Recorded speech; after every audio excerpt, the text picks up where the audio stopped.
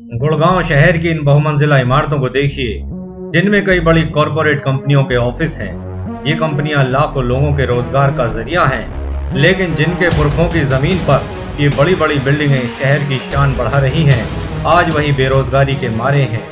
हरियाणा के युवा रोजगार की तलाश में कंपनियों के चक्कर काट रहे हैं, लेकिन बदकिस्मती इनका पीछा नहीं छोड़ती। दर दर की ठोकरें खाने के बाद भी अपने ही प्रदेश में इन युवाओं से किया जाता है गैरों जैसा बर्ताव। कौन नहीं चाहता कि उन्हें भी इन बड़ी कंपनियों में काम करने का मौका मिले, मगर कांग्रेस सरकार के राज में गिरते शिक्षा के स्तर की वजह से ये युवा इस काबिल नहीं बन पाए कि वो भी इन बड़ी कंपनियों का हिस्सा बन सके। अब आपको बताते हैं इन युवाओं के सपने क्यों रह जाते हैं अधूरे। बड़ी कॉरपोरेट कंपनियों में नौकरी पाना इनकी बदकिस्मती नहीं, बल्कि खराब शिक्षा और कांग्रेस सरकार का गलत रवैया है। हरियाणा के ज्यादातर सरकारी स्कूलों में शिक्षा का स्तर इतना गिर चुका है कि पिछले दिनों आए परीक्षा परिणामों में प्रदेश के 52 सरकारी स्कूलों में एक भी बच्चा पास नहीं हो सका। आइए डालते हैं एक नजर इन आंकड़ों पर, जहां 52 जिलों के 41 सेकेंडरी और 11 सीनियर सेकेंडरी स्कूलों में एक भी छात्र पास नहीं हो पाया। सबसे बुरा हाल पलवल जिले के स्कूलों का रहा। अगर कोई छात्र अपने दम पर इन स्कूलों से आगे निकल भी जाए तो बड़े शिक्षा संस्थानों के दरवाजे उनके लिए बंद ही रह जाते हैं।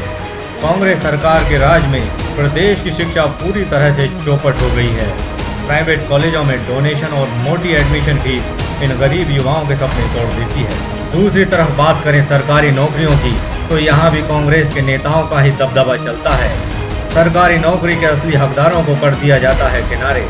कांग्रेस के नेता अपने करीबियों और रिश्तेदारों को नौकरी दिलाने के नाम पर जमकर करते हैं हेराफेरी। इसका सबसे बड़ा उदाहरण HCS भर्ती में देखने को मिला, जहां कांग्रेसी नेताओं ने नियमों को दरकिनार कर अपने चहेतों को दे दी नौकरियां।